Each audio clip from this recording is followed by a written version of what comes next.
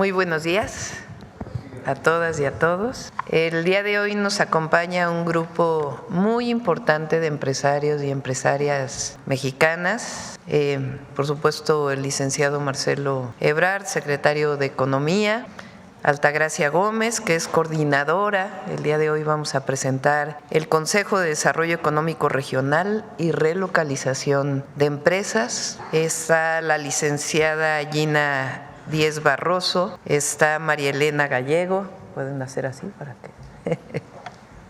que… Concepción Miranda Patiño, directora general de Miraplastec, el ingeniero José Chapú Saúl, director general de The Palace Company, el maestro Armando Garzazada, presidente del Consejo de Administración de NEMAC, Ana María Macías Juárez, directora de Maja Consulting, Tamara Caballero, directora general de Banco Multiva, el maestro Rodrigo Herrera, presidente de Genoma Lab, Antonio del Valle, presidente del Consejo de Administración de Caluz, está Raúl Gutiérrez Muguerza, el director de Acero, el maestro Juan Domingo Beckman, director general de Tequila Cuervo, Blanca Treviño de la Vega, CEO de Softec, Francisco Cervantes Díaz, presidente del Consejo Coordinador Empresarial, que ustedes conocen, Guillermo Boguel Hinojosa, vicepresidente del Consejo Directivo de Tenaris, Carlos García, director general de Valero México y presidente de la American Chamber de México, el maestro Alejandro Malagón Barragán, presidente de la Confederación de Cámaras Industriales, CONCAMIN, el maestro Emilio Cadena Rubio, también el director de Grupo Prodensa, el maestro Jorge Ábalos Carpinteiro, presidente de la Asociación Mexicana de Parques Industriales, el licenciado Odrasir Barquera Salaís, director general de la Asociación Mexicana de la Industria Automotriz, Judith Garza Rangel, coordinadora del Cuarto de Junto, Verónica Pérez, CEO de Dow Chemical para la región de Norteamérica, y la maestra Fernanda Guarro, directora general de 3M México. Espero que no me haya faltado nadie. Muchas gracias por estar aquí con nosotros. El día de hoy vamos a presentar dos temas.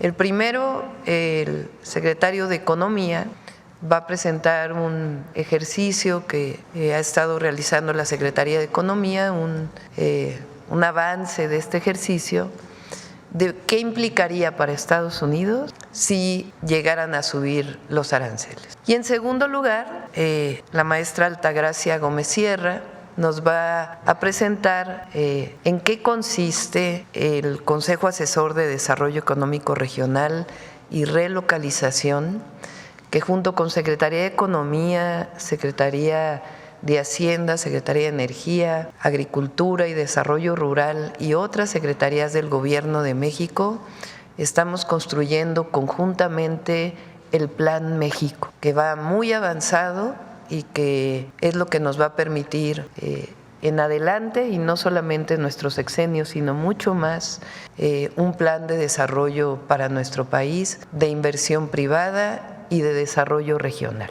Entonces, le paso el micrófono a Marcelo Ebrard y después Altagracia. Gracias. ¿Puedo?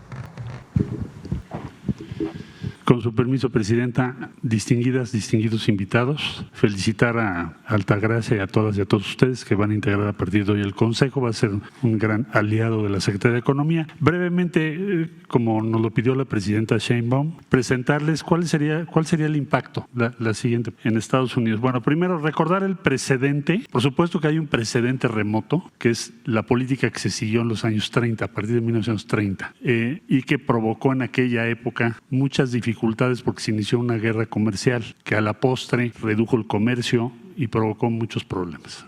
Estoy hablando de los años 30. Pero el más reciente, relativamente, fue en 1971, con el presidente Richard Nixon. Él anunció un arancel de 10% a las importaciones de todos los países prácticamente. Fue un arancel general para negociar modificaciones a las políticas cambiarias de sus socios comerciales. O sea, fue un objetivo transaccional. Pongo 10% porque quiero que mis socios hagan modificación en su política cambiaria. Estas medidas generaron ¿qué cosa? Primero, incremento en los precios de los productos importados inmediatamente y una reducción en el poder adquisitivo de los consumidores estadounidenses.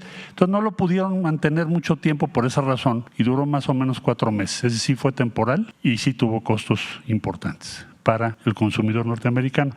Hay que estimar que ahora los efectos serían mucho mayores, porque en 1971, no solo porque allí era 10% y ahora se habla de 25%, sino porque en 1971 Estados Unidos solamente importaba 3.4% de su Producto Interno Bruto y hoy importa 12.7%, casi 13%, o sea, 4 veces más grande. Entonces, en aquella ocasión fue 10, ahora será 25 y además de eso, de esa diferencia muy grande, más del doble, las importaciones han crecido 4 veces, entonces el impacto sería 4 veces mayor, más el doble. La siguiente, por favor. Ahora, ¿a quién afectan estas medidas? Porque hablamos de países, pero sí que empresas. México y Estados Unidos han construido, Canadá también países europeos, también Japón, Corea del Sur, otros aliados, han construido uno de los conglomerados industriales y tecnológicos con millones de empleos bien pagados, más importante del mundo. Entonces, el primer impacto que tiene una tarifa, que es un impuesto, pensémoslo como impuesto, un arancel es un impuesto, va a ser el impacto a las principales empresas de los Estados Unidos en México, particularmente en la industria automotriz. ¿Por qué? General Motors, Stellantis, Ford, bueno, aquí está la asociación, está la American Chamber. ¿Por qué razón? Porque son las 3 empresas establecidas en México. Por cierto, recordar que la primera planta de Chrysler se fundó hace 80 años en México. O Ford Motor Company pues, llegó al fin casi hace un siglo. Entonces estamos hablando de empresas que forman parte y son comunes, ayer decía la presidenta, son empresas comunes en función de esa integración, esa antigüedad y que producen un número impresionante de vehículos y son competitivos con todo el mundo. Bueno, entonces ese impuesto, imagínense 25%, la primera afectación son esas empresas que son las que más exportan. Entonces cuando dice el presidente Trump, voy a ponerle a México 25% porque exporta demasiado a Estados Unidos, lo que está diciendo es, dear fellows, we are going to impose, vamos a ponerles un impuesto a las empresas norteamericanas más importantes del mundo, de 25%, porque producen en México y exportan a Estados Unidos. Y si hubiese, por parte de Canadá y de México, que poner otros impuestos similares, que es lo que esperan muchos comentaristas, Financial Times, Wall Street Journal, en fin, porque es lo que ha pasado siempre, también se afectaría a estas 3 empresas. ¿Por qué? Porque son las que más exportan a México partes automotrices. Estamos muy integrados, traemos unas cosas de Estados Unidos, otras las producimos aquí, las integramos y ustedes lo ven como un producto final. Entonces, es un impuesto que afecta primordialmente a este complejo industrial y tecnológico cuyos principales exponentes son estos 3 grandes grupos de los propios Estados Unidos. La siguiente, por favor. O sea, es un tiro en el pie. Los impuestos, digo impuestos, ya expliqué, porque un arancel es un impuesto. Los impuestos propuestos, o sea, el 25%, tendrán un impacto directo en las empresas, porque equivale a duplicar el impuesto sobre utilidades. ¿Cuál es el impuesto sobre las utilidades en Estados Unidos para Ford, General Motors, Stellantis y otras empresas? Imagínense todas las de autopartes, ya no les puse toda la lista porque no me cabe aquí. Son millones de empleos en Estados Unidos. Entonces, pagan, ahorita esta es su estructura. El producto, de este producto, el 21% lo pagan en utilidades, impuestos. De repente le pones 25%. Entonces el impacto sobre las empresas es enorme. Más o menos pensamos que al final estos impuestos van a afectar al consumidor en los Estados Unidos, pero también a las empresas. Y se perderían alrededor de 400,000 empleos. ¿Esto de dónde sacamos la cifra? Pues en los Estados Unidos, 400,000 empleos en Estados Unidos. Se perderían esos empleos y esto lo consulté con las diferentes empresas que tuve oportunidad de poder conversar entre el anuncio y el día de hoy, esta mañana, porque es lo que nos pidió la presidenta. Entonces, la estimación la hace la Secretaría de Economía con la consulta a la industria automotriz y de autopartes y todos los empleos generados. Esto es Estados Unidos. Entonces, se le coloca 25% de impuesto a las empresas que ya describí, principalmente, aunque hay muchas otras, pero principalmente hay, y puede afectar a 400,000 empleos en los Estados Unidos. Ese es el impacto estimado, Presidenta, que hemos podido calcular del anuncio a esta fecha. Bueno, la que sigue, por favor. Hay que considerar que el 88% de las pickups que se venden en Estados Unidos provienen de México. 88%. Aquí se hacen. De estas, las 3 principales marcas que se venden son otra vez General Motors, Ford, Stellantis, en diferentes proporciones.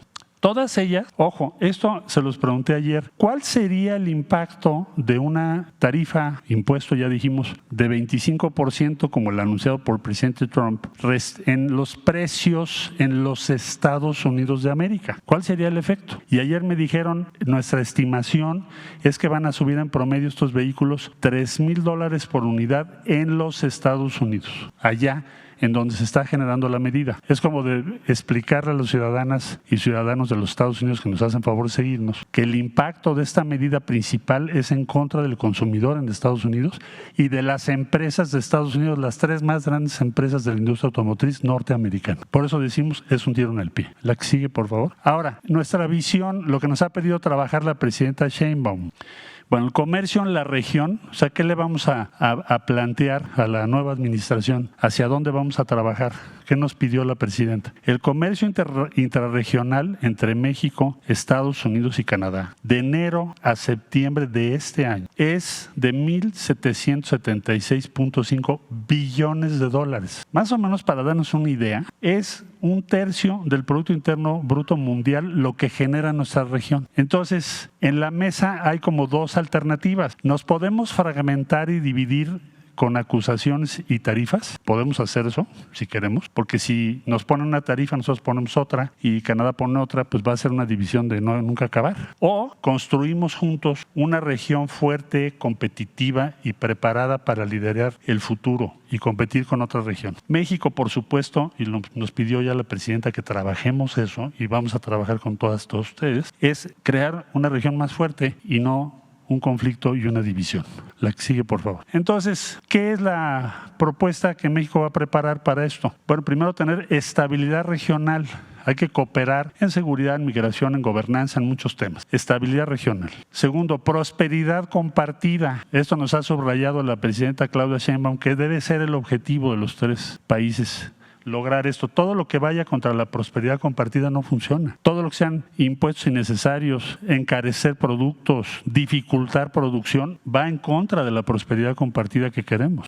Aumentar la competitividad global. Bueno, que las tarifas nos fragmentan, dificultan la tarea de las industrias, hacen que se pierdan empleos, se pierde la competitividad y se afecta tanto a Estados Unidos en primerísimo lugar, pero también a los demás, a México y a otros socios. Entonces, debemos ¿qué hacer? Pues optimizar las cadenas regionales de suministro, mantener costos bajos, garantizar que nuestros productos lideren los mercados globales y trabajar en equipo, no dividirnos. Esto tiene muchas simpatías en México, en Estados Unidos y también en Canadá. Y pensamos que es una ruta adecuada, inteligente para la circunstancia que está viviendo el mundo. Muchas personas me han llamado del anuncio para acá, presidenta, para mostrar su disposición, desde luego toda la industria automotriz, pero no solo la industria automotriz, la aeronáutica, la producción agropecuaria, bueno, todas las ramas financieras para apoyar la propuesta de México. Tiene un apoyo impresionante, muy amplio en los Estados Unidos y en todo el mundo. Entonces,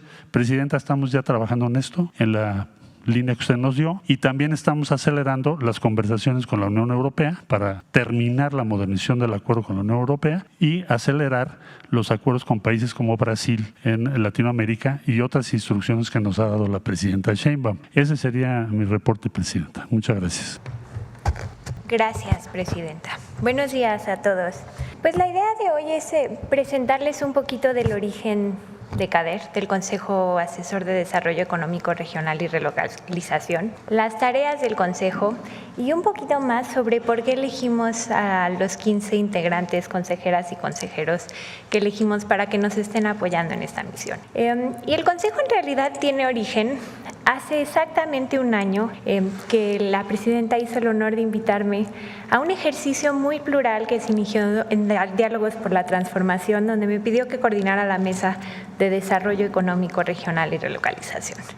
Y esa mesa partió de 3 premisas que ella y yo compartimos como convicciones personales. La primera es que debía regresar la política industrial al país, que los sectores que más han crecido en el país en los últimos años, automotriz, aeroespacial, agroindustria en temas de exportación, incluyendo alimentos desde luego, industria química, etcétera, han tenido una política industrial definida y programas de apoyos que incentiven la inversión con dirección.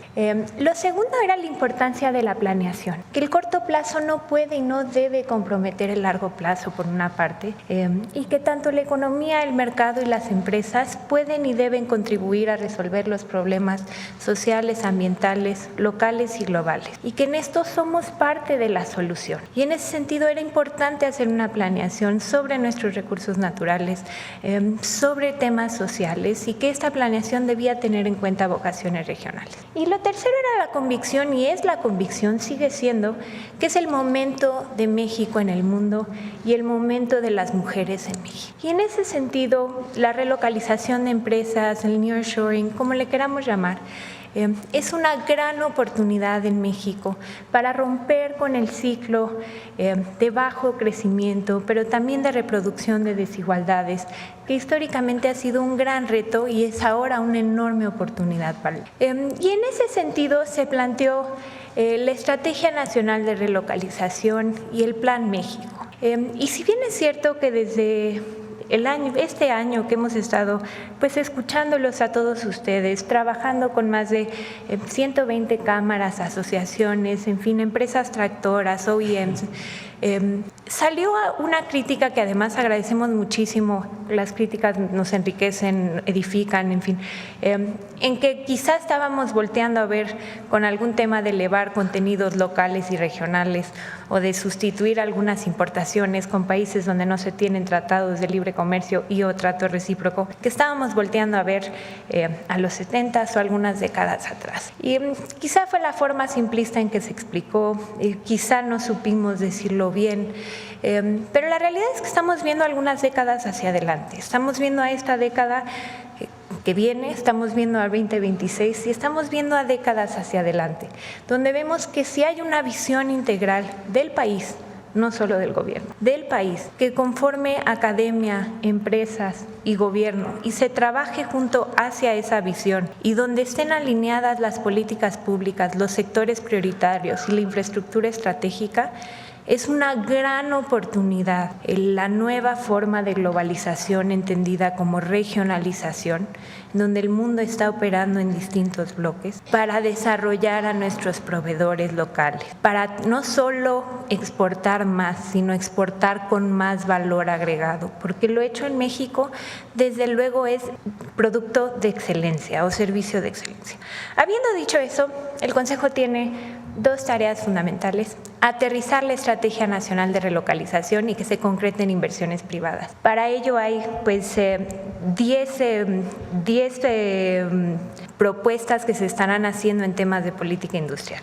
La primera tiene que ver con el planteamiento de proyectos, esquemas de inversión mixta y cómo fortalecemos los corredores industriales y los polos de desarrollo, los polos de bienestar.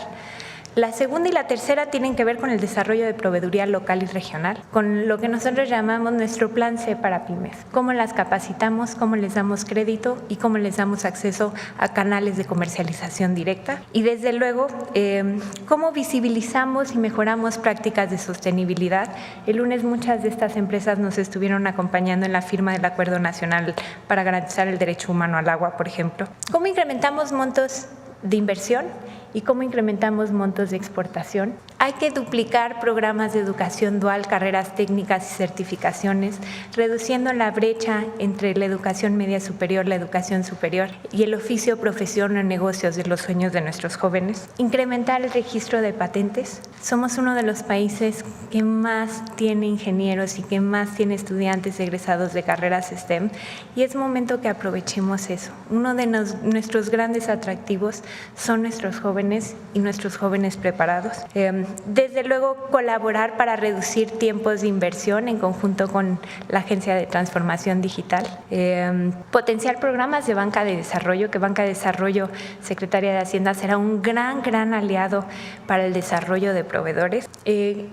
El análisis y la sugerencia de aranceles, porque la política comercial debe de ir acompañada de la política fiscal, donde, como sabes, tenemos 3 decretos fiscales, el de nearshoring, el del corredor transísmico y el de la frontera sur, y debemos de trabajar en conjunto en esta visión de largo plazo para México. Y la última es ser instancia entre la Administración Pública Federal y, desde luego, todas las empresas. El Consejo se integra, adelante, por favor. El Consejo se integra por 15 empresarias y empresarios. Son 8 mujeres y 7 hombres, y ahorita les explicaré quiénes son.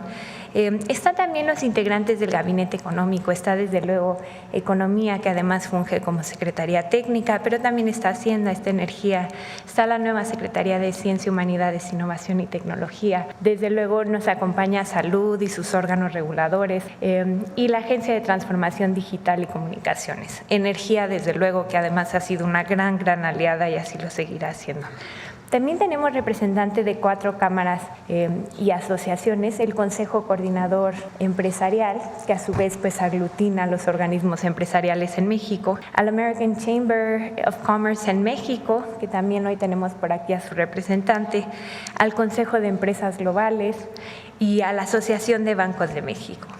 El Consejo también tendrá miembros especiales para el caso de tratar problemáticas y propuestas de temas de sus competencias, y desde luego ahí están agricultura, turismo, en fin, marina para el caso de corredor transísmico.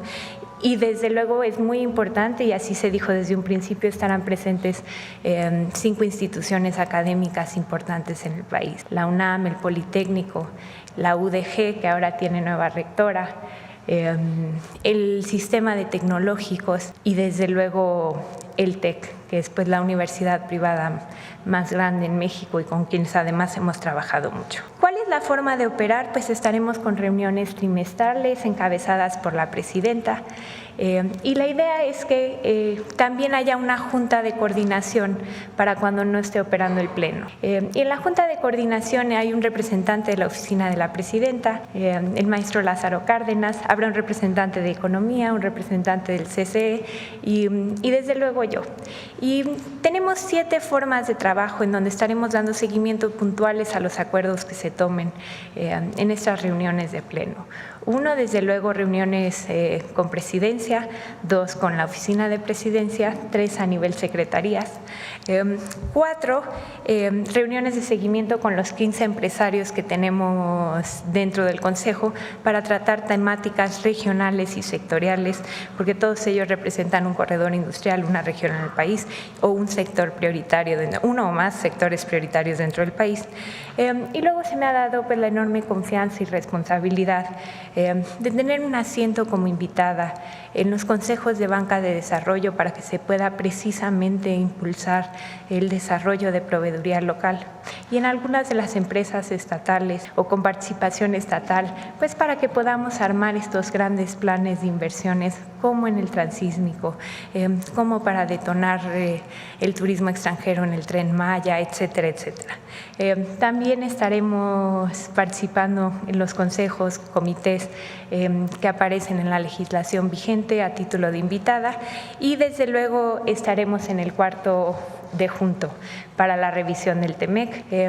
Son importantes porque en estas cosas necesitamos tener una postura del país, necesitamos estar unidos, empresa, gobierno, academia, y desde luego hay muchos beneficios si lo logramos hacer, y lo vamos a lograr muy bien. Los empresarios consejeros cumplen con 4 características: representación, hay representación de género, hay representación por región y hay representación por sector. Buena reputación y prestigio, todos ellos tienen una gran trayectoria, tanto académica como empresarial, como social. Ayudan a sus comunidades, en fin. Tendrán un rol de facilitación. La idea es que podamos facilitar que otra vez se puedan concretar estas inversiones que están llegando a México y que haya un soft landing de la política industrial que se estará planteando y que estará encabezando el secretario de Economía. Y desde luego de promoción. No hay mejor promotor que el que ya está invirtiendo y ganando dinero en México. Y que además está creando riqueza holística, no solo financieramente, sino socialmente. Y en este sentido, pues son los mejores promotores que tenemos del país para el mundo. Listo. ¿Quiénes son? Gina, si quieres, bueno, Gina no se necesita pero hay Gina que está representando el sector inmobiliario y también el sector de educación superior. Gina es considerada pues la mejor representante de todas las empresarias de México. Incluso pues Forbes la ha considerado la mejor o la mujer más poderosa de todo Forbes español, digamos, que incluye América Latina y España. Es consejera de Banco Santander, es representante de México en el G20, también es consejera de la Bolsa Mexicana de Valores. En fin, se ha especializado en generar programas de liderazgo para mujeres y en vincular a la educación superior con la industria productiva. Y nos encanta su perfil y estamos muy agradecidos que haya aceptado. Blanca tiene la empresa de proveeduría de servicios de tecnología de la información más importante de América Latina. Blanca nos acompaña desde Nuevo León. Compite con empresas en el mundo, en India, en Europa y desde luego en América Latina. Tiene más de 15,000 trabajadores, ingenieros, y en ese sentido, pues Blanca también es una mujer admirable, un grandísimo ejemplo y nos podrá estar dando una guía en tecnologías de la información, que es uno de los grandes sectores en sus 8 subsectores, con un potencial enorme de crecimiento en México. Está Pita de la Vega, que hoy no pudo estar por un tema de clima. Guadalupe de la Vega representa al Grupo de la Vega en la frontera, en Chihuahua, en Ciudad Juárez, donde tiene supermercados, tiene gasolineras, es especialista en desarrollo económico fronterizo, también es consejera de empresas como Fresnillo, como Peñoles, como Citibanamex, miembro activo del Border Economic Alliance Group, también del Grupo de Fútbol Club Juárez, presidenta del Consejo de Microempresas, que será uno de nuestros ángulos de enfoque, y desde luego participa en muchas universidades y hospitales. También tenemos a María Elena Gallego. María Elena es presidenta y directora de Collectron. Ella ha impulsado que vengan a México 300 empresas en sectores tan distintos como electrónicos, semiconductores, aeroespacial, dispositivos médicos. Fue una de las grandes impulsoras de que el Tecnológico de Nogales iniciara una carrera de aeroespacial que hoy permite que la industria aeroespacial en México sea una de las 10 más grandes del mundo. Y bueno, sus empresas suman 90,000 embarques al año y es una grandísima representante de lo que se puede hacer para atraer inversión extranjera a México con alto valor agregado y cómo podemos vincularlo con la academia. Concepción Miranda de Aguascalientes. Concepción es una empresaria del sector de autopartes, automotriz y autopartes. Ella exporta a más de 100 países para clientes como Caterpillar, John Deere, Case New Holland, Cummins, y bueno, verdaderamente ha conseguido ser una de las empresas líderes en el sector de moldeo rotacional. Ella nos importa muchísimo para el desarrollo de proveeduría Tier 1, Tier 2 y Tier 3 en el sector automotriz, pero también en otros sectores en los casos en donde se pueda replicar. Tamara es la única mujer directora general de un banco de los 50 bancos que hay en México. Tamara tiene experiencia en más de 500 proyectos de infraestructura. La infraestructura prioritaria es una prioridad para el país, no solo para el gobierno, y tiene especialidad en infraestructura para sectores de movilidad, salud, educación, agua y energía. Además representa a un grupo que es una empresa 100% mexicana, pues que también tiene a Hospitales Ángeles, que es la red privada de hospitales más grande, a Turismo con el Hotel Camino Real, a Grupo de Medios con Imagen. En fin, estamos felices que hayas aceptado. Ana María Macías. Ana María es una empresaria y ingeniera experta en temas de energía y en temas de mitigación de riesgos en hidrocarburos. Ella ha participado en el diseño y rediseño de 50 terminales de almacenamiento y reparto, estaciones de compresión de gas, estaciones de bombeo de crudo, gasolina y diésel y plantas de generación de energía eléctrica. Es la primera mujer representante de la Asociación Internacional de Hidrógeno, no solo de México, sino la primera mujer internacionalmente. Eres presidenta de la Asociación de Empresarios Sociales en Veracruz y también tienes pues una larguísima trayectoria, 2 másters en reducción de riesgos para hidrocarburos. En fin, es un perfil que nos encanta y que seguramente aportará muchísimo a la mesa. El maestro Rodrigo Herrera. El maestro Rodrigo Herrera lo tenemos porque representa al sector de farmacéutica, liderando a Genoma Lab, que desde luego es una de las empresas farmacéuticas más importantes de México. Lo tenemos porque ha trabajado con científicos mexicanos en el desarrollo de patentes nacionales, que es una de las 10 cosas que vimos.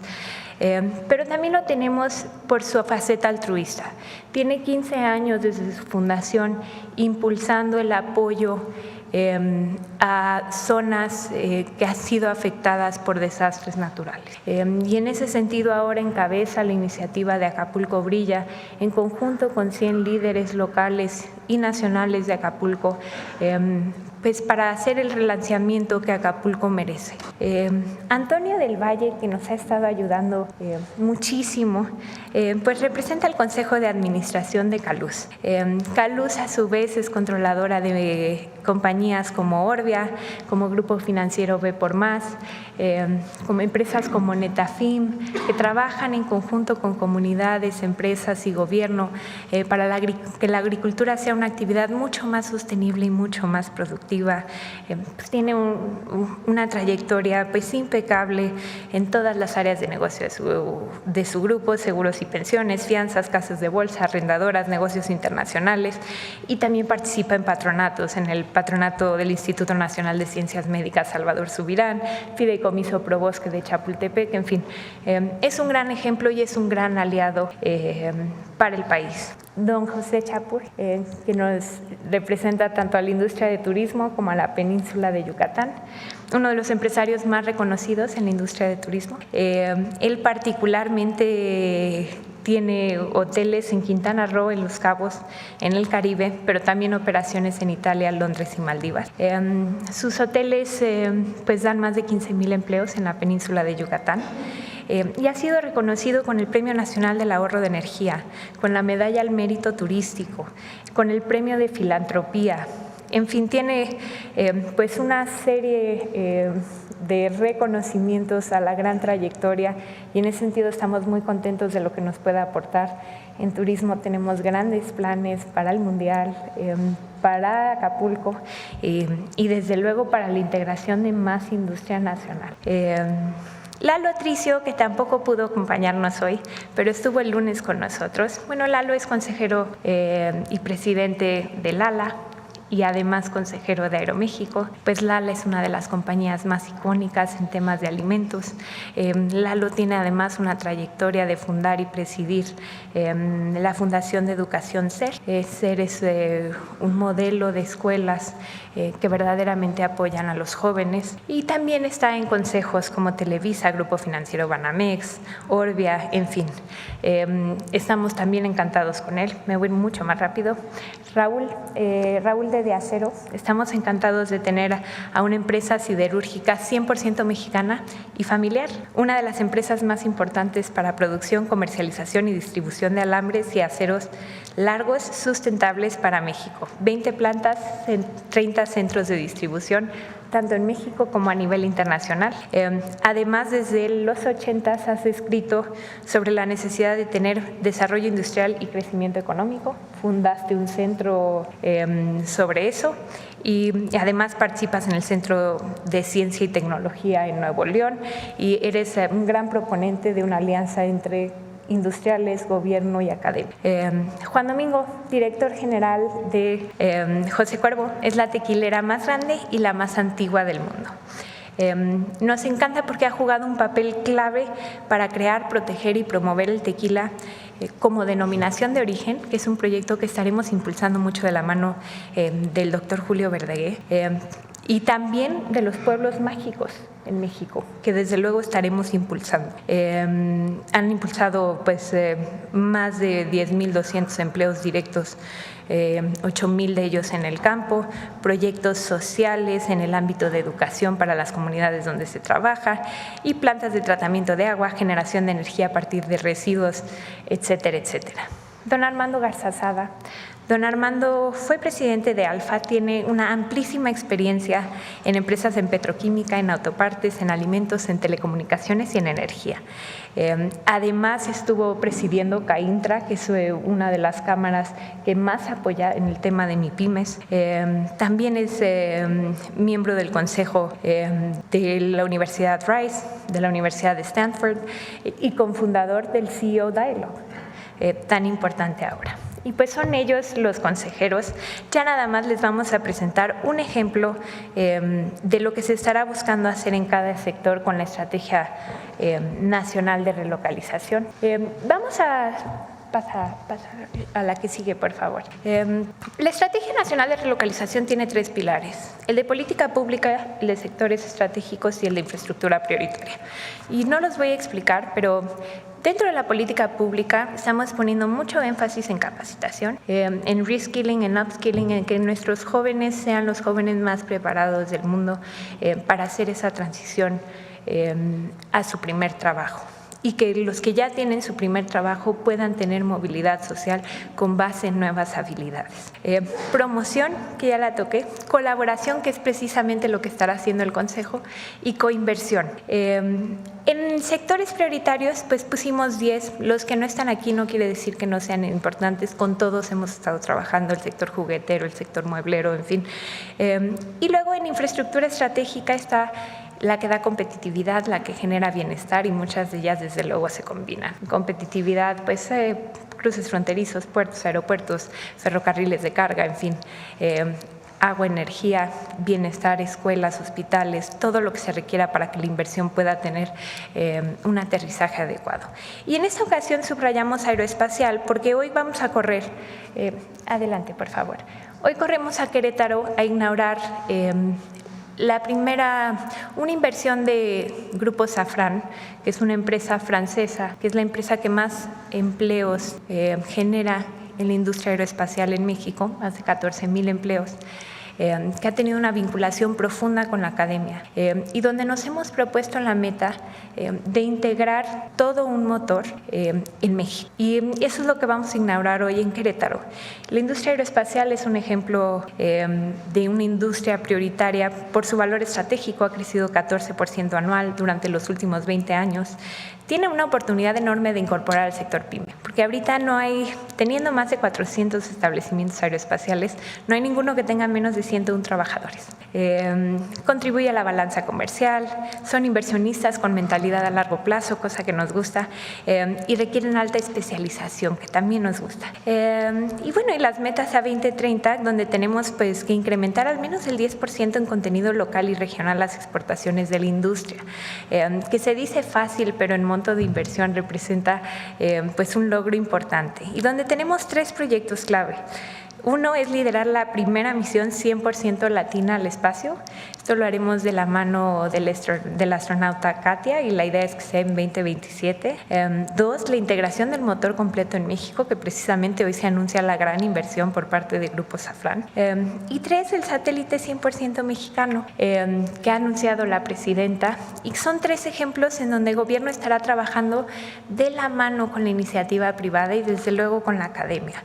Y si le damos a la última, ya nada más se ven pues qué acciones nos han sugerido para que economía se coordine, para que banca de desarrollo se coordine, para que CFE se coordine, para que CONACYT se coordine y para que la Agencia de Transformación Digital se esté coordinando, porque pues será un esfuerzo transversal, será un esfuerzo de todo el país y si bien es un esfuerzo de muy largo plazo, se empezarán a ver los resultados en el corto y en el mediano plazo también. Pues agradecerle la confianza y listo. Vamos a firmar la creación de...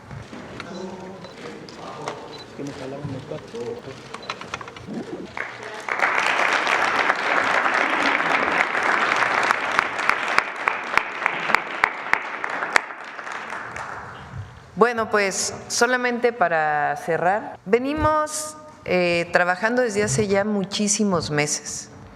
Este consejo que estamos haciendo con empresarios de desarrollo regional y relocalización, vinculado con el Consejo Coordinador Empresarial, con otras cámaras del sector privado, no es un consejo más para vernos nada más, sino que ya tenemos un trabajo desarrollado que tiene que ver con los polos de bienestar. Si recuerdan, lo trabajamos y lo expusimos desde la campaña, que es el desarrollo regional del país a partir de sus vocaciones productivas, de los recursos naturales que tienen, de la infraestructura que vamos a desarrollar, de las escuelas que vamos a proponer, de las viviendas que vamos a construir y al mismo tiempo en estos polos de bienestar los 100 parques industriales que ya tienen ubicación, ya tienen su vocación, ya tienen empresarios que los van a desarrollar, ya se habló con Comisión Federal de Electricidad,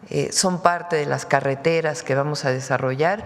Es decir, es un plan integral del país en donde evidentemente el gobierno desempeña un papel prioritario de conducción, pero el trabajo que va a desarrollar este consejo, evidentemente con las secretarías, pues es impulsar los distintos proyectos del país que forman parte de esto que llamamos el Plan México. Si nosotros tenemos un plan, no es solamente esperar que el mercado haga su trabajo, no es solamente las inversiones que haga el sector público, sino es un plan de desarrollo para el país que representa bienestar para los mexicanos y las mexicanas y sustentabilidad, es decir, protección del medio ambiente. Con ello está involucrado los aumentos salariales que vienen y todo el paquete de desarrollo económico del país. Por eso cuando nos dicen no les creemos que van a crecer al 2.5%, pues sí, créanos, porque tenemos un plan que no solamente es esperar a que lleguen las inversiones, sino potenciar el desarrollo del país a través de cadenas productivas que permitan también sustituir importaciones, que se fabriquen aquí en México, ahí donde lo podemos hacer, y eso genera estas cadenas productivas y también el valor agregado, que son temas que se han hablado desde hace mucho tiempo en el país, pero que ahora pues estamos poniendo en marcha con todos los empresarios y empresarias mexicanas que quieran colaborar con nosotros, y frente en su momento a la revisión del tratado o los planteamientos que pueda hacer la nueva administración de Estados Unidos, pues estamos fortalecidos, estamos unidos y tenemos un plan. Listo, adelante. Buenos días, Presidenta. Hans Salazar, de Noticiero en Redes. También buenos días al secretario de Economía, a Altagracia Gómez, coordinadora del Consejo, empresarias y empresarios. Presidenta, de este momento que se está planteando todo esto y en respuesta que dio el día de ayer a la carta del al presidente electo Donald Trump, también ya hay una declaración de un premier que le llaman, que encabeza Ontario, la provincia de Ontario de Canadá, que literalmente dijo: compararnos con México es la cosa más insultante que he escuchado de nuestros amigos y aliados más cercanos a Estados Unidos. Obviamente pues es un tema muy claro contra México, anti-México, cuando a diferencia de este primer ministro llamado Doug Ford de Ontario, muy contrario a lo que aquí se ha planteado, a lo que el propio presidente López Obrador en su momento, cuando se impulsó el TEMEC, incluyó a Canadá. No se tenía contemplado Canadá y sin embargo abogó el presidente López Obrador para que se incluyera en el TEMEC, muy contrario a esta postura. ¿Qué le respondería, Presidenta? Sería mi primer pregunta. Pues primero, como mencionas, hay que recordar que en el TEMEC era justamente el presidente Trump quien quería firmarlo exclusivamente con México. Hace unos días estuvimos con el secretario de Hacienda y probablemente ustedes nos lo puedan confirmar. Incluso el primer tratado de libre comercio al principio estaba planteado exclusivamente entre México y Estados Unidos y después entró Canadá. Entonces, quien ha abogado porque esté en los tres países es justamente México y en particular el presidente Andrés Manuel López Obrador, que tuvo conversaciones personales incluso con Trudeau para que no se preocupara porque México iba a abogar porque Canadá estuviera.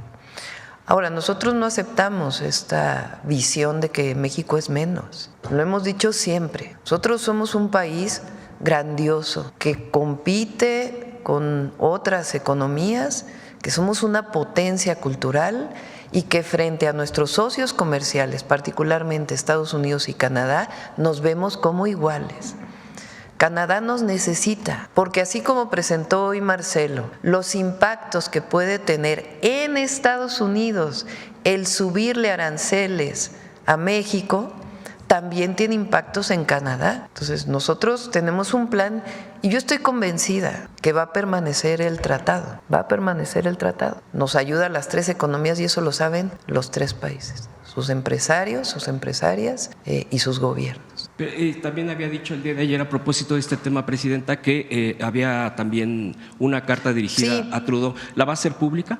Sí, la revisamos ayer porque la habíamos diseñado antes de que saliera la declaración del presidente Trump ayer. Entonces le estamos reconfigurando frente a estas declaraciones y demás y esperamos el día de hoy o mañana más tardar poderla enviar.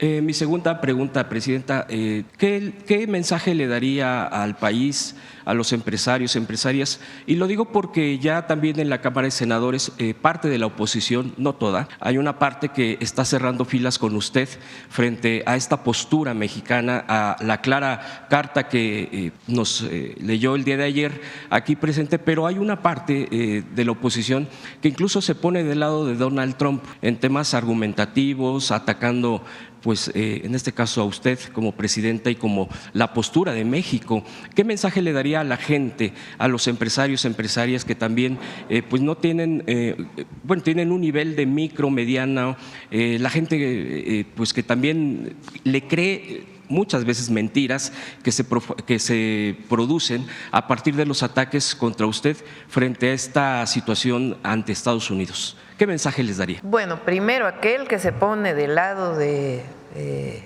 otro país o llama a otro país para que, porque ayer lo leí, no voy a decir de quién, pero lo leí en algunas publicaciones en las redes sociales, pues cómo se le llama a aquella persona que le pide a Trump que en efecto intervenga porque no está de acuerdo con el gobierno de su país, que fue electo o elegido democráticamente. Pues eso que lo contesten los mexicanos y mexicanas, ya lo vivimos en la historia de México. Y segundo, esta es una muestra con los empresarios y empresarias que están aquí, en donde hay algunos temas en los que no estamos de acuerdo, y esos los discutimos y los platicamos y siempre dialogamos, pero estamos de acuerdo en una cosa, y es sacar adelante a México. Y estamos de acuerdo en abogar porque no haya aranceles, porque afectan a empresas estadounidenses, a empresas canadienses, afectan al consumidor, afectan a los pueblos. Entonces, esta es una muestra de que estamos unidos, que habrá cosas en las que no. Yo lo dije en la campaña, habrá cosas en las que no estamos de acuerdo y qué bueno porque México es una democracia y podemos disentir, pero hay que poner en lo que sí estamos de acuerdo. Ayer estaba leyendo en las redes también una publicación que hizo entonces ni siquiera era candidato, el dirigente de Morena, Andrés Manuel López Obrador, cuando Trump habla hablar de México y quiere minimizar al presidente Peña Nieto, y sale entonces el dirigente Andrés Manuel López Obrador a defender al país y a ponerse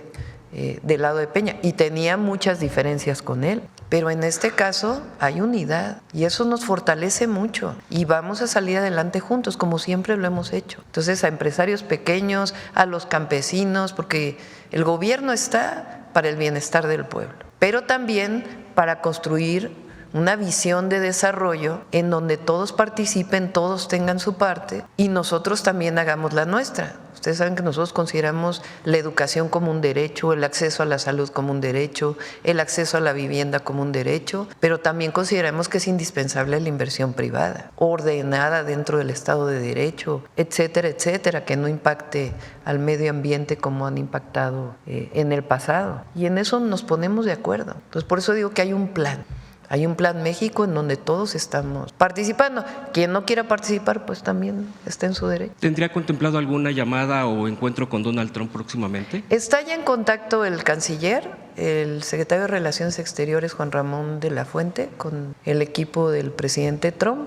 Y la idea es que en estos días, bueno, viene el Día de Gracias, el Thanksgiving en Estados Unidos, pero bueno, que en estos días podamos comunicarnos para lo que planteó en la carta, que un equipo de nosotros y un equipo de él se puedan encontrar y hablar de todos los temas, hablar de migración, hablar del tema de la violencia, hablar del tráfico de armas hacia México, hablar de todos los temas y también pues de este comunicado que hicimos público el día de ayer y del comunicado que él hizo. Por último, Presidenta, preguntarle, hay una reforma constitucional en materia de actividades del espacio ultraterrestre, aeroespacial, a propósito de lo que se ha mencionado aquí en esta conferencia sobre la importancia en todo este desarrollo industrial y que incluso hay empresarios presentes que tienen este involucramiento.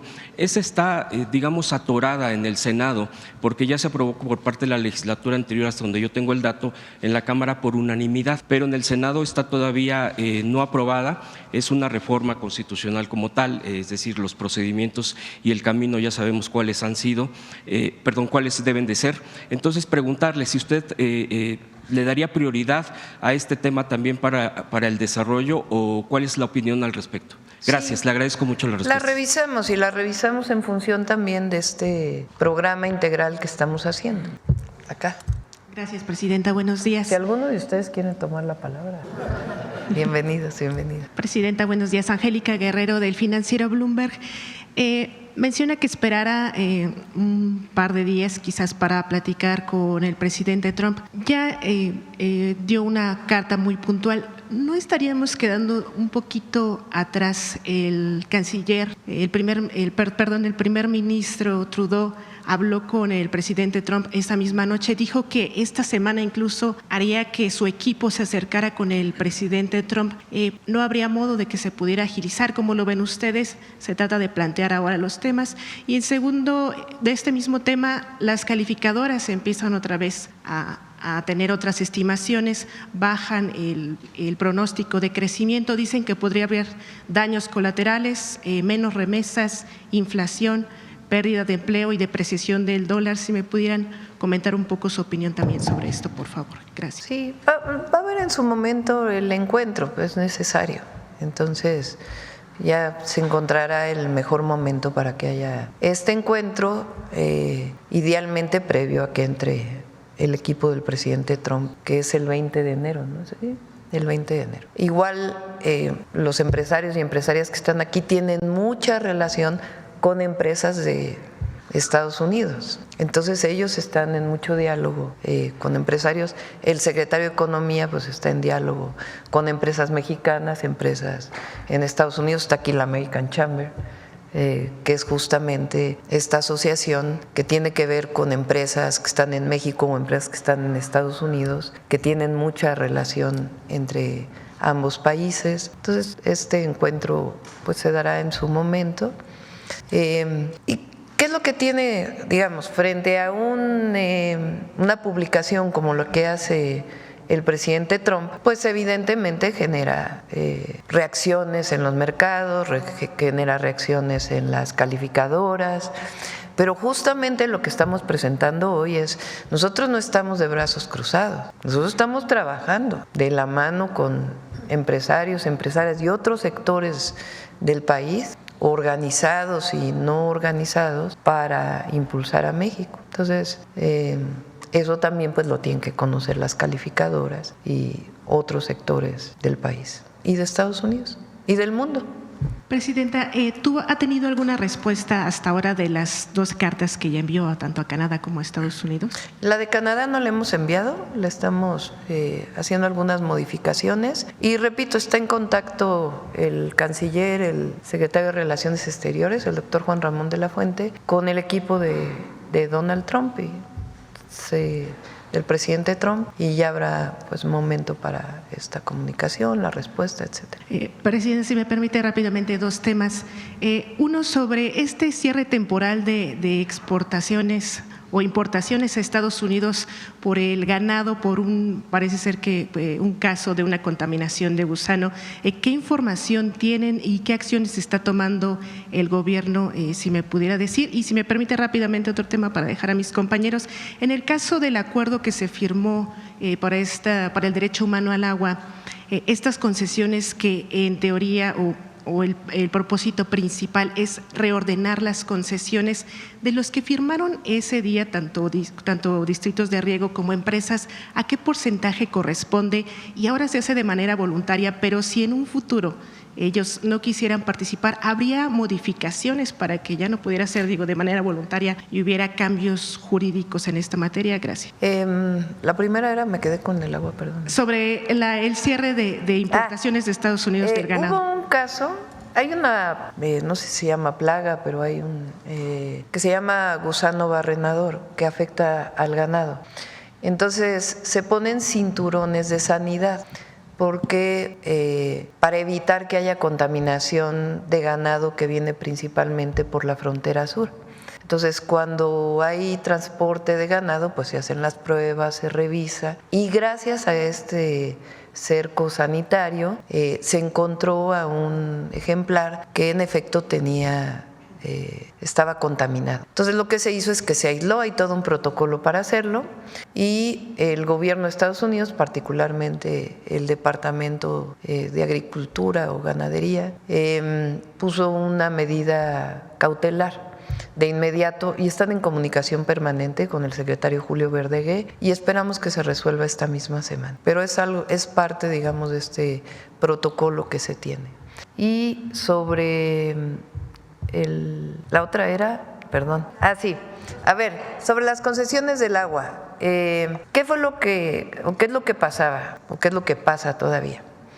A veces hay una concesión que se le dio a una empresa porque la solicitó, se hizo la evaluación, se le otorgó a la empresa, pero lleva 10 años sin utilizarla. Entonces, como está concesionada para un uso industrial, para un uso agrícola, no se le puede dar esa agua que está disponible a un municipio, por ejemplo. Entonces, ¿recuerdan la crisis que hubo de sequía en la zona metropolitana de Monterrey, en Nuevo León?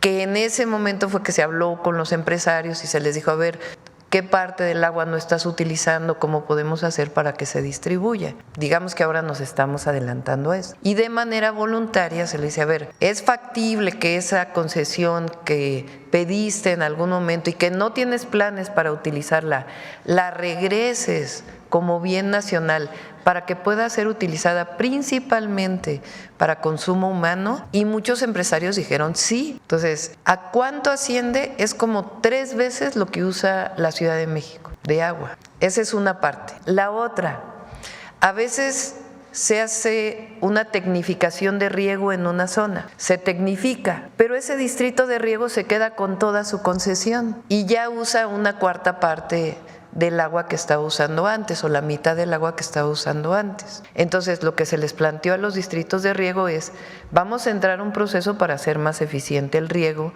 lo cual va a aumentar la productividad, pero de antemano, esa agua que ya no vas a utilizar para riego, tienes que firmar que la vas a entregar. Entonces, eso es lo que hay hasta ahora.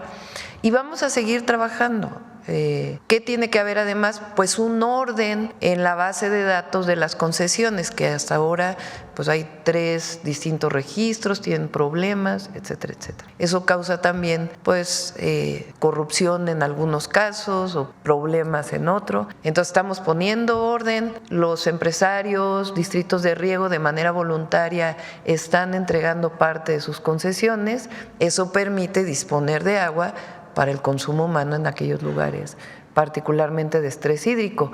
Vamos también a modificar la legislación y lo que queremos pues es que haya un consenso de esta legislación que vamos a modificar, particularmente en lo que tiene que ver con transmisión de derechos. Por ejemplo, hay distritos de riego que no usan el agua en invierno porque no tienen cultivo y entonces le venden esa agua a un municipio. Pues como que no es muy correcto, ¿no? Porque tú tienes esa agua concesionada para riego, pero no para venderla para consumo humano.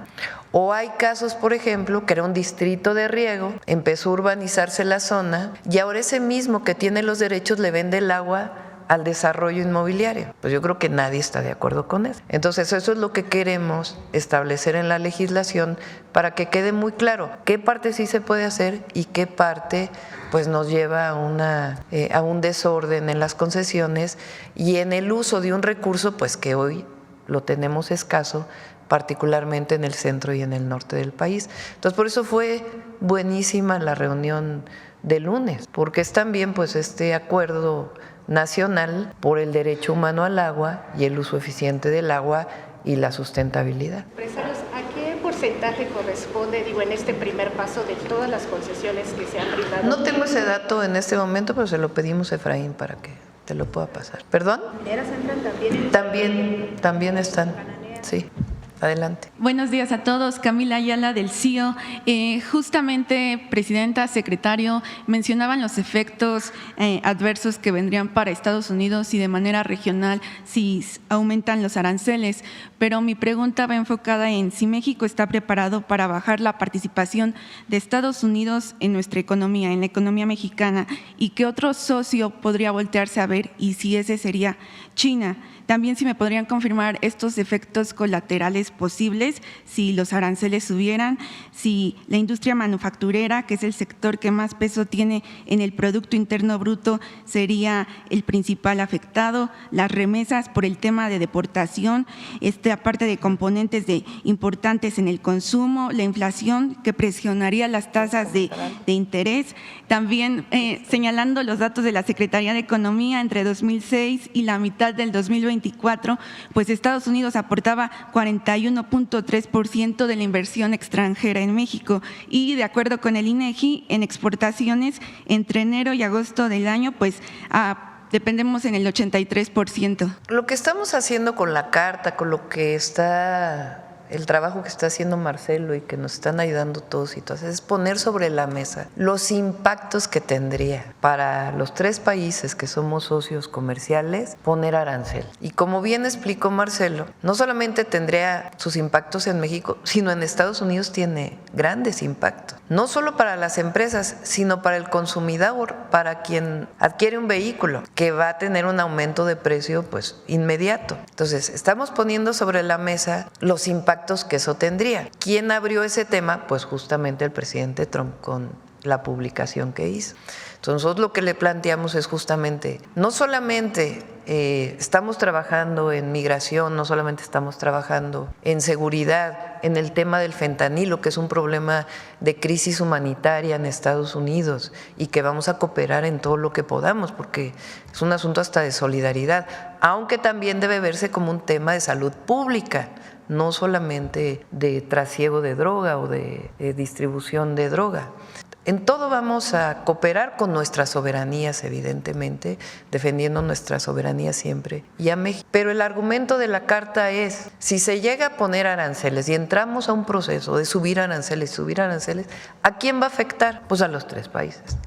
¿A quién va a afectar? A empresas de Estados Unidos que tienen 100 años, 80 años fabricando en México y que exportan a los Estados Unidos. Entonces, por eso nosotros creemos y estamos convencidos que los tres países nos fortalecemos. Yo lo dije cuando tomé posesión, no competimos entre nosotros, nos complementamos, porque es un tratado que tenemos desde hace muchos años y eso lo sabe el gobierno de los Estados Unidos, la nueva administración, lo sabe el primer ministro Trudeau, su equipo y los empresarios de Canadá. Entonces, por eso ponemos sobre la mesa todos estos argumentos para el momento en que podamos platicar y que también empresarios y empresarias participen en esta conversación, no solamente los gobiernos. Ahora, ¿en qué consiste el Plan México?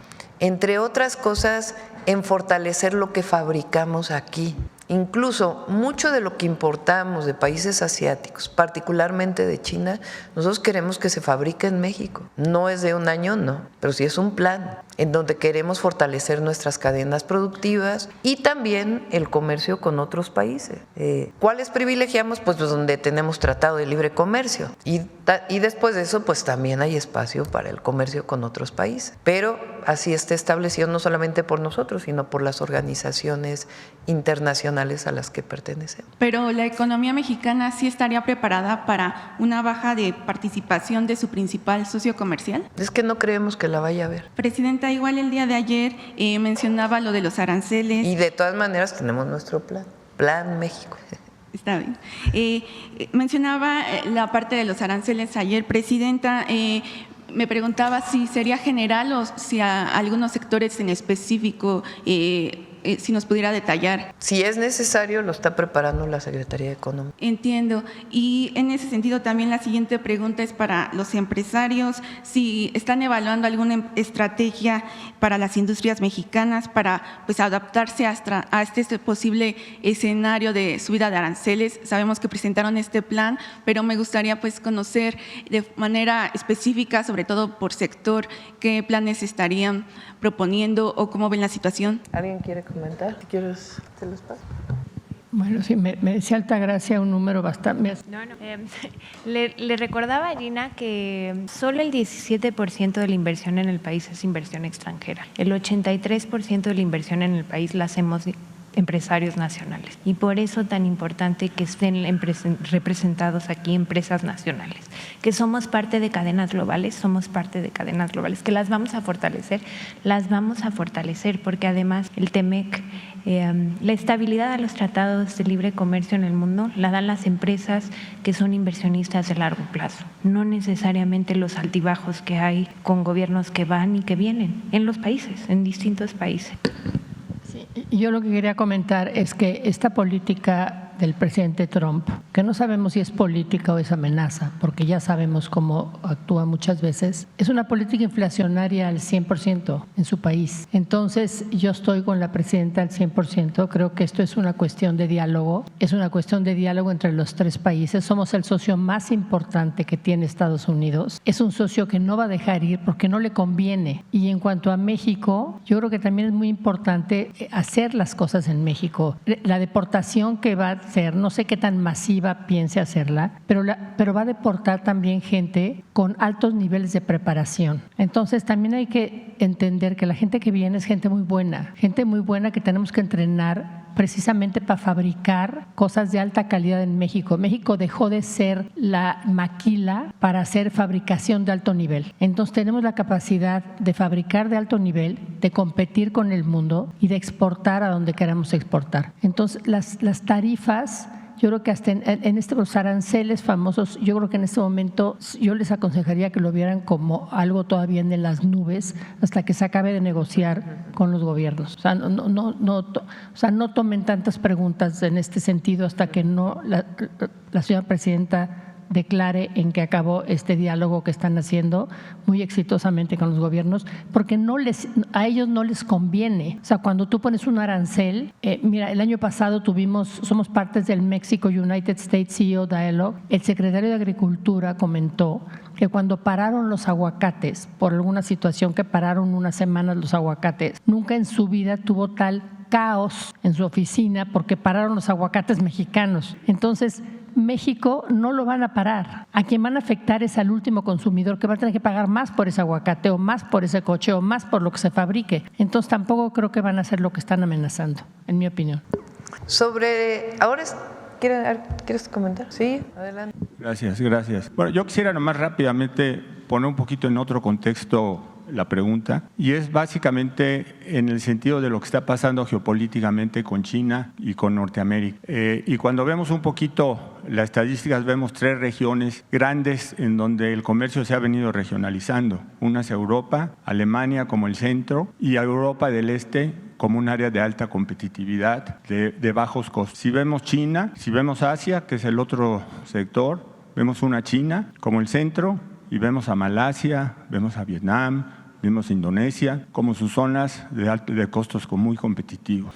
Cuando vemos Norteamérica y vemos la posición que tiene que tomar Norteamérica y la visión de Estados Unidos, nosotros somos una parte muy importante que complementa la competitividad para poder llegar a eso. Cuando vemos la dinámica de qué ha pasado con el comercio internacional, lo que vemos es que China le ha venido ganando espacio muy fuertemente a lo que es Norteamérica, a lo que es Estados Unidos. El comercio, por ejemplo, la participación en las exportaciones al mundo de Estados Unidos de 2000 a 2020 se ha caído casi un 30%, la de China se ha doblado. Cuando vemos un poquito hacia adelante, Estados Unidos nos necesita como un socio importante para poder enfrentar a China. Necesitamos ser aliados, necesitamos ser socios. Este esquema de aranceles lo que haría es que le restaría mucha competitividad a Estados Unidos en sus exportaciones hacia el mundo, que lo que necesita es al revés, porque cuando vemos el efecto geopolítico de que China va tomando cada vez mayor participación comercial, va tomando mayor participación geopolítica en los países. Entonces, aquí lo que necesitamos y lo que estamos trabajando desde el sector empresarial junto con el gobierno, y la presidenta nos acompañó en la reunión del CEO Dialogue, es realmente cómo podemos fortalecer a Norteamérica para enfrentar a China. México importa de China 120,000 millones de dólares. Estados Unidos importa de China 450,000, 460,000 millones de dólares. Canadá importa 60,000 millones de dólares. Si podemos traer todos esos empleos a la región, vamos a poder dar empleos, mejores salarios, y vamos a poder mejorar y vamos a reducir drásticamente la migración, porque la gente se va a quedar en México con mejores empleos. Entonces, toda la lógica tiene que ver que tenemos que trabajar de la mano y tenemos que trabajar juntos. Si realmente se llegara a implementar esto de los aranceles para Estados Unidos, sería darse un balazo en el pie. Yo creo que Estados Unidos tiene la sabiduría y nosotros tenemos la capacidad, y vamos a trabajar muy de la mano con el gobierno para poder ir adelante y tomar este beneficio para toda Norteamérica. Pero estamos trabajando en eso. Ayer la US Chamber, por ejemplo, sacó ya un desplegado en el que dice hay que trabajar en fentanilo, hay que trabajar en migración, pero los aranceles no son la respuesta. Entonces estamos todos trabajando en eso y creo que vamos a poder salir adelante y vamos a poder sacar un provecho de esta amenaza que, como acaba de decir Gina, nos dieron. Ahora, estamos hablando ahora del tema de los aranceles, pero ya vamos a tocar también aquí en la mañanera y en otros espacios el tema de lo que significaría que hubiera deportación. ¿Cómo contribuyen las y los mexicanos en Estados Unidos? Desde las y los trabajadores del campo, que son de primera, hasta el científico que trabaja en un lugar. Porque todos nuestros connacionales que están del otro lado de la frontera contribuyen a la economía de Estados Unidos. Entonces, y a todas y todos los vamos a defender y a reivindicar, porque los mexicanos y las mexicanas somos trabajadores de primera, como lo dije ayer. Entonces, esta idea de que son criminales, de que es falsa. No, son hombres y mujeres trabajadores como ningún otro. Entonces, también vamos a dar esos datos. Hoy sale, creo que en la jornada, lo que significaría que tantos trabajadores no dejaran de trabajar en Estados Unidos. ¿De qué porcentaje del PIB de Estados? 3%. Entonces, esa parte también la vamos a presentar aquí, lo que significa el trabajo de las y los mexicanos en Estados Unidos, que por lo demás también nos necesita. Y por otro lado, también es importante, porque ahora que estuve en el G20, también nos vimos con nuestros hermanos, amigos, compañeros, presidentes de América Latina. Y también ese trabajo y ese comercio y ese vínculo es fundamental y se va a fortalecer. Hoy lo platicábamos con Marcelo. Presidenta, una última pregunta sobre la presentación de este plan y este consejo. ¿Cuáles serían los objetivos en materia de inversiones? ¿Algún número que nos pudiera detallar, igual de generación de empleos? Mencionaban que las miras son a mediano y corto plazo. ¿Cuántos años serían entonces de resultados? No, desde el próximo año vamos a dar resultados. De hecho, ya, pues no se van hoy a Querétaro. Fíjense, en Querétaro se ha desarrollado la industria aeroespacial, eso lo ha trabajado mucho Marcelo, desde que era canciller. y bueno, es de antes pues, pero particularmente desde la Cancillería. Entonces Querétaro es una zona de producción aeroespacial muy importante y ahora el objetivo es que se construya el motor completo, la turbina completa. Es algo importantísimo, se va a anunciar desde hoy. Pues eso quiere decir que ya está dando resultados el Consejo. ¿Tienes un dato en particular? Pero el micrófono. No, en el caso de Espera, porque si no, no van a oír. No se oye en las redes. Sí. Para el caso de semiconductores, por ejemplo, se trae 10,000 millones de dólares. Para el caso de tecnologías de la información, se tiene en porcentaje de 30% lo que se tendría que estar creciendo.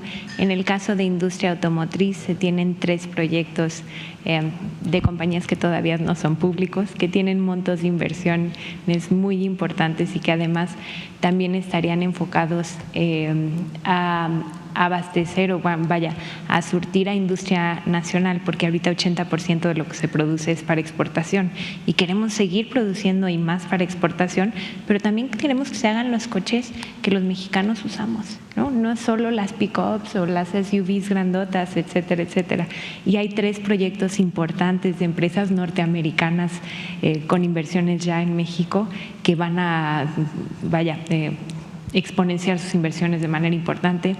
Por ejemplo, para investigación clínica, en donde tenemos ahora solo 200 millones de dólares en investigación clínica al año, traemos a partir del tercer año 1,000 millones de dólares anuales en inversión clínica. Entonces, en cada uno de los sectores les podemos dar metas específicas que se tienen, que son cuantitativas, pero que en muchos casos también son cualitativas, porque otra vez, dentro de las 10 tareas que se nos encomienda, también está duplicar la educación dual, las carreras técnicas y las certificaciones para garantizar esa transición de los jóvenes. También está el incremento de patentes, que Marcelo ha hecho pues un hincapié importante en que muchas de las patentes que se crean en México se registran en Estados Unidos por ingenieros mexicanos y ahí vamos a trabajar muy de la mano de empresas para impulsar que se registren en México y que desde luego tengan la protección intelectual que merecen y que les podemos dar. Y yo te diría, en cada uno de los sectores, en la industria química y petroquímica tenemos importante, en textil tenemos la métrica en empleos. Se han perdido, por ejemplo, en el tema de zapatos, 30,000 empleos en Guanajuato en los últimos años. Entonces ahí tenemos una meta de recuperación de empleos porque además el 80% de esas empresas son micro y pues desde luego tenemos un compromiso especial con ellos. Entonces están todos los números, tenemos metas, tenemos métricas, tenemos responsables y vamos a trabajar para que haya, desde luego es un plan a largo plazo, pero habrá resultados todos los años. Vamos a tomar 2 más y ahí vamos a cerrar. A ver, aquí en la esquina. Buenos días, Presidenta. Arturo Merlín, del 11 Noticias y 11 Noticias Digital. Presidenta, después del anuncio de Donald Trump del 25% de los aranceles, el día de ayer las acciones de General Motors, Ford, Toyota, Stellantis, Honda, entre otros, tuvieron una caída de acciones, la más grande de 8% de General Motors. ¿Pensarían ustedes en reunirse con empresarios estadounidenses, por ejemplo, con los dueños de las automotrices, para explicarles que un arancel del 25% no convendría a la economía norteamericana? Ya está en eso, Marcelo. De hecho, aquí está la Asociación Mexicana de la Industria Automotriz. La siguiente pregunta. Una de las razones por la que ganó Donald Trump en las pasadas elecciones, según especialistas de Estados Unidos, es que los ciudadanos había molestia por el aumento de la inflación. ¿Hay alguna estimación de cómo impactaría la inflación en Estados Unidos sobre la imposición de estos aranceles de encarecer las cadenas de suministro? Sí, se dio un ejemplo, nada más en una pick-up, pero como ese hay muchos otros ejemplos del impacto inflacionario que, como bien decía Gina, tendría el poner arancel. Y la última pregunta, Presidenta. La portavoz del Ministerio de Exteriores de China, Mao Ning, dijo que no habría que politizar estos temas porque lo único que pierden son las economías. Esto después de que se diera a conocer un plan para que México dejara de importar productos desde China. ¿Qué opina de esto, Presidenta? No es un tema de politización y además se tienen buenas relaciones con China, porque también es importante decirlo. Nosotros tenemos buenas relaciones con todo el mundo y tenemos muy buenas relaciones con China y hay comercio con China. el objetivo nuestro es que mucho de lo que se perdió en muchos años de producción nacional por la importación lo recuperemos, incluso más, pero es un asunto no de definición frente a China, sino de definición de desarrollo nacional, de una política de desarrollo nacional. Entonces no tiene que ver con una nacionalidad u otra.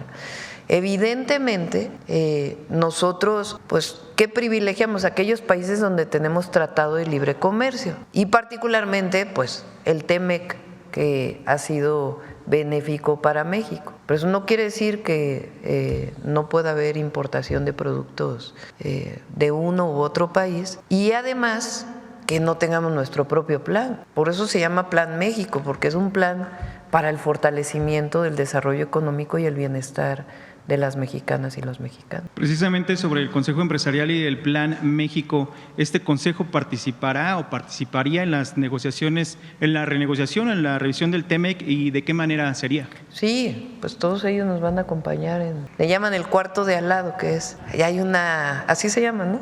Así se llama. Que de hecho aquí están algunos de los que participaron porque hay una mesa, digamos, de acuerdo, de negociación principal y hay empresarios mexicanos, estadounidenses, canadienses que están apoyando en toda la negociación y le llaman el cuarto de al lado. Gracias, presidente. Sí. Bueno, la última, a ver aquí. Hola, buenos días. Maya Aberbach, de Bloomberg News. A la presidenta y al secretario, cuando México habla de responder a Estados Unidos posiblemente con aranceles propios, ¿serían productos específicos o serían generalizados? ¿En qué contexto consideraría responder de esa forma? ¿Y cómo evitarían que la inflación se dispare en México de nuevo? Lo está preparando el secretario. O sea, lo que está preparando pues es si llega a haber aranceles, en que México también subiría arancel. Entonces es un trabajo pues técnico de aquello que representaría también beneficios para México en caso de darse una situación como esta. La idea es que podría ser un arancel general como Trump lo está mencionando del lado de Estados Unidos. ¿Por qué no cuando tengamos preparado ya listo todo esto, si es necesario, se presenta? Moody's el día de ayer revisó sus pronósticos de crecimiento para México a la baja, diciendo que posiblemente crecería la economía 0.6%, lo cual es obviamente menor de lo que la Secretaría de Hacienda tenía pronosticado para 2025. En caso de que esto pase, ¿cuál sería la estrategia de México frente a una situación de menor crecimiento? ¿De cuáles sectores podríamos ver un intento de impulsar la economía y cómo mantendrían la recaudación mencionado en el presupuesto actualmente? No sé cuáles sean las consideraciones de Moody's, pero no coincidimos, porque eso ocurriría si nosotros nos cruzamos de brazos y esperamos a que la economía crezca solita, a que solos aumenten los salarios, a que haya bienestar en México, y no. El presupuesto de egresos de la Federación tiene, digamos, 3 ejes fundamentales, o 4. Uno, cumplir con todos los compromisos que tiene México de deuda, que entonces se cumple con todo ello. 2, todos los programas de bienestar están garantizados y eso permite que haya recursos en el mercado interno. Estamos hablando de 800,000 millones de pesos para el año que entra. Tiene garantizada la inversión pública en carreteras, en agua, en trenes y en otros sectores donde va a haber inversión pública que está vinculada con este plan. Y además potenciar toda la inversión pública que existe. Es decir, estamos haciendo un plan maestro con cada estado de la República, de tal manera que, digamos, yo estoy creo que llevo 19 estados, en donde me siento con las y los gobernadores y decimos, a ver, ¿cuáles son tus prioridades? Pues es la carretera 57 en Coahuila. Bueno, ¿cuánto le vas a poner tú? ¿Cuánto le voy a poner yo? Se pueden utilizar esquemas de participación privada que no son APPs ni concesiones, sino esquemas nuevos que estamos desarrollando, sí o no. Agua. No hay agua en estas localidades de Oaxaca. solamente en la cabecera municipal. Bueno, ¿cuánto le va a poner el municipio? Por poco que sea su recurso. ¿Cuánto le va a poner el gobierno del estado?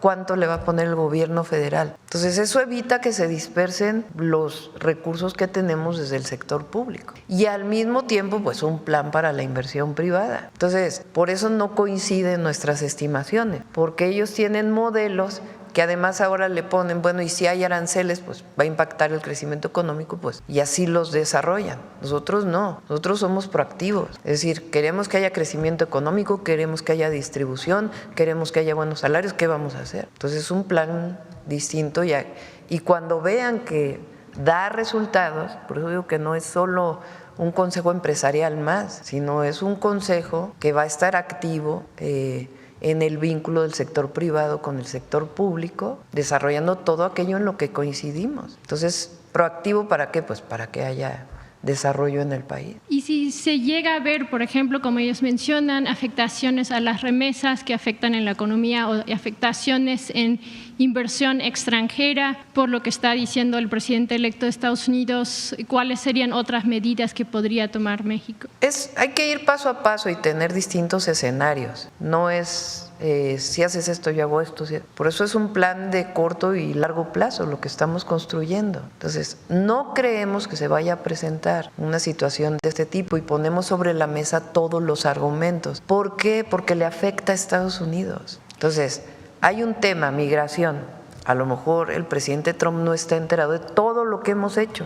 Por ejemplo, hablaba de la caravana, una de las caravanas en la publicación. Se ha atendido la caravana, ya se quedó en distintos lugares en nuestro país, ya ni siquiera está caminando una de las caravanas que venía. Entonces, todo ese trabajo integral que se está desarrollando respecto a migración disminuida de los mexicanos que emigran a Estados Unidos por todo lo que se ha hecho en el país y de personas que transitan en México para llegar a la frontera, pues hay un trabajo integral a lo largo y ancho del país, inclusive el que los permisos del llamado CBP-1 estén en el sur y no lleguen al norte. Entonces, hay un programa en migración. En seguridad tenemos estrategia y está dando resultados. Entonces, ¿va a haber colaboración? Sí. ¿Va a haber cooperación? Sí. ¿Nos interesa el tratado? Por supuesto, sí es parte de lo que se ha desarrollado en las últimas décadas con nuestra economía. ¿Privilegiamos la relación comercial del tratado? Sí. Incluso ayer lo leí, el presidente López Obrador puso aranceles en el 2023 y en el 2024 para productos que vienen de países en donde no tenemos tratado de libre comercio. Entonces, es este plan que estamos desarrollando conjuntamente y si se presenta una situación, pues no va a ser de bote pronto lo que hagamos, sino que nos estamos preparando de manera conjunta. Entonces, por eso ayer yo decía, calma, tranquilos, tranquilas, todos y todos, porque estamos unidos, estamos trabajando y sobre todo por nuestro pueblo, que es a quien nos debemos.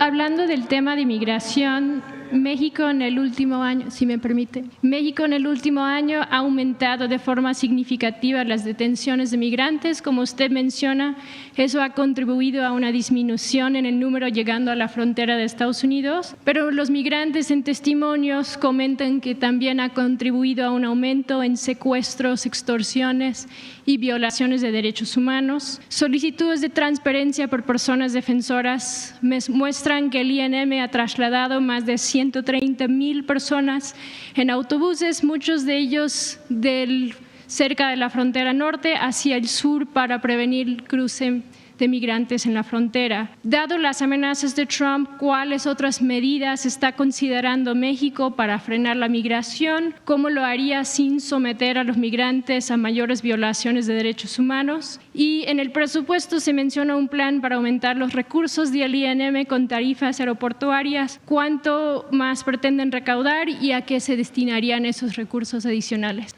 Sí, no estamos de acuerdo con la visión que mencionas. Y la estrategia de migración o de atención, que no es problema, sino es un fenómeno. No se puede llamar el problema migratorio, es un fenómeno. La migración La principal es atender a las causas. No se olviden que nosotros desde Amexid apoyamos a jóvenes y a familias en Honduras, en El Salvador y en Guatemala para evitar que migren. No se olviden también que incluso se apoya económicamente en caso de que sean regresados a sus países por una única ocasión. Pero es un programa integral que tiene varios planteamientos y una parte de los que llegan a la frontera llegan ya con permiso. Por ejemplo, el Instituto Nacional de Migración, a todos aquellos que tienen este permiso de trabajo que se llama CBP-1, los lleva con permiso por zonas en donde pueden hacer el recorrido de manera segura en nuestro país. Entonces, una política integral que evidentemente esta movilidad laboral, que en realidad es eso, pues también es un tema que se tiene que trabajar con los Estados Unidos. Se hicieron diálogos de altísimo nivel desde el diálogo bicentenario o el acuerdo bicentenario con el presidente Biden y en su momento con el presidente Trump. Entonces, por eso siempre decimos, la mejor manera es colaborar, sentarnos a la mesa defendiendo nuestras soberanías, siempre, pero colaborando en aquellos temas en donde es indispensable la colaboración. Por ejemplo, bandas que se dedican a la trata de personas, pues es algo que se tiene que colaborar, a veces es desde otros países que ni siquiera son vecinos, pero también con Guatemala, con México y con Estados Unidos, porque son mafias que se dedican a transportar personas y por supuesto que es parte de todo el programa de atención al fenómeno migratorio. Pero México buscaría aumentar estos esfuerzos que ya estaba haciendo en estos años en respuesta a la exigencia del nuevo gobierno estadounidense. Sí, primero que conozcan lo que estamos haciendo, porque si ustedes se fijan en la publicación del presidente Trump, dice que no estamos de acuerdo en la forma en que lo dice, pero dice así: debido a que viene una caravana que se dirige a la frontera. ¿Y qué decimos nosotros? Esa caravana ya no se dirige a la frontera. Entonces, a lo mejor no conoce todo lo que se ha hecho en el último año y que nosotros ya estamos fortaleciendo. Entonces, es importante que se conozcan los esfuerzos que está haciendo México y muchos otros, porque, por ejemplo, hay zonas del sur del país y también en donde llegan, por ejemplo, en el AIFA, algunos migrantes, en donde hay zonas de atención integral, sean mexicanos o no, empleo, apoyos, es decir, es una cadena de servicios que se otorga a aquellas personas que no pudieron entrar a los Estados Unidos y que están retornando, o aquellos que vienen de Estados Unidos y retornan. Entonces, por eso digo, lo primero pues es el conocimiento de este esfuerzo integral que está haciendo el gobierno. Bueno, lo dejamos aquí. Muchas gracias a todas y a todos. Nos vemos mañana. Gracias. Muchas gracias. Nos damos una foto para acá.